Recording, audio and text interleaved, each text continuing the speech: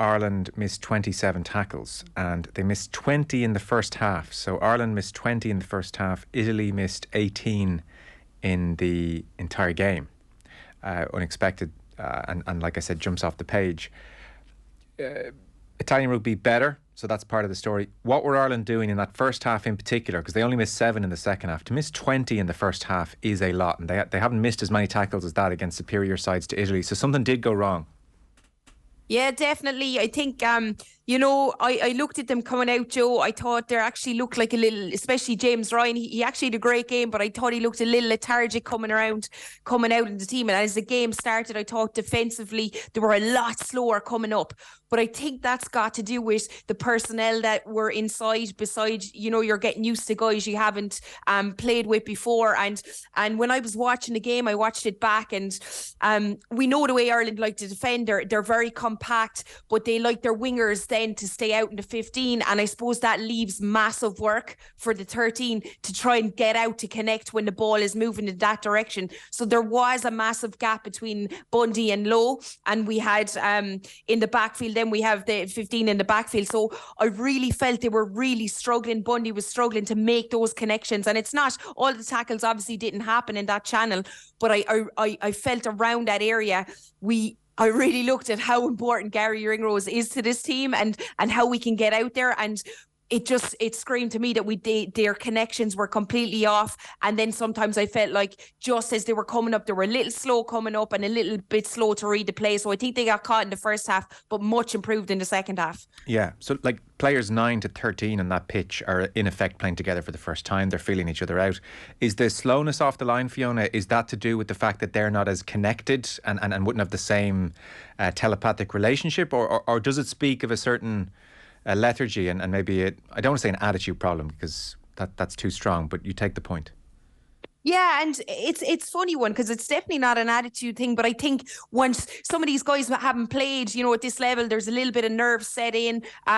You've had, the back rows, obviously Conan is in, but you have these guys, I thought they looked a little bit tired. They put in a lot of work, and, Van der Fleer and Doris were up there with the highest tacklers in the team on 14 and 12. So the work was put in, but it just didn't look as compact as then they were coming up. The inside defence was staying a little if Italy went back. And that's the thing about Italian rugby. You just don't know which way they're going to go. They can spring back to the blind. They can go open. And I felt sometimes in that internal defence, it was a little bit slow in the first half.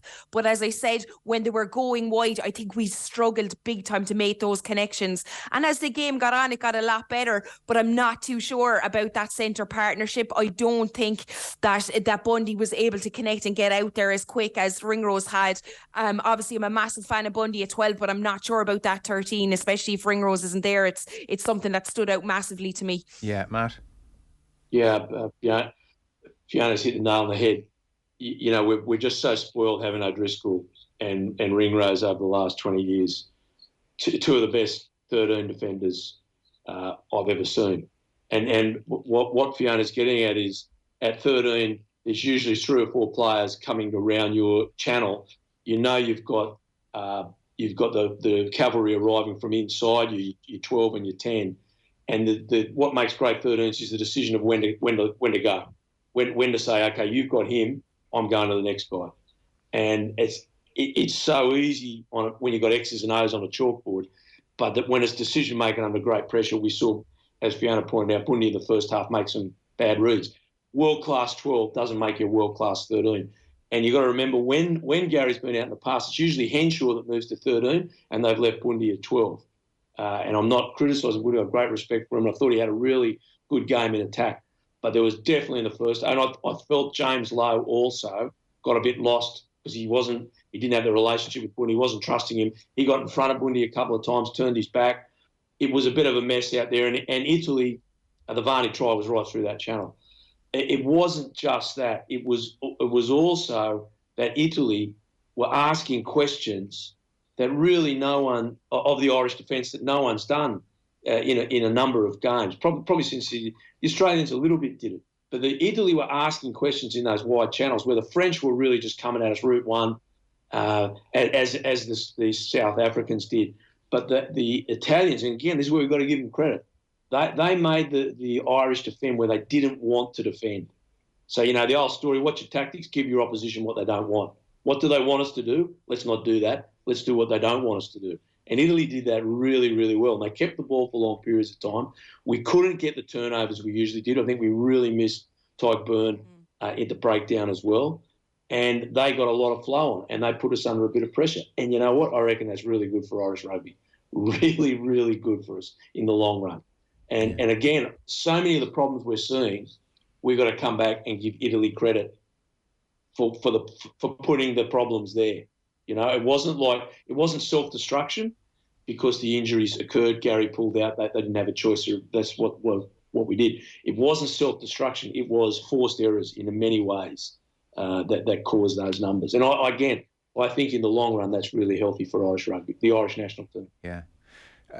You're quite right to mention Tyke Byrne's name. Hadn't heard it mentioned much, but he comes in with big moments and they shape the momentum of a game. Mate, he's a phenomenal player. As I often say to you, I'd love to see him at 6. Like right now, if he was fit, I think Henderson would go on the second row. He'd be at 6 and Bear to be on the bench. I just think in the long run, that's his natural position. I'm not suggesting he's poor in the second row or anything along those lines. I think he's fabulous.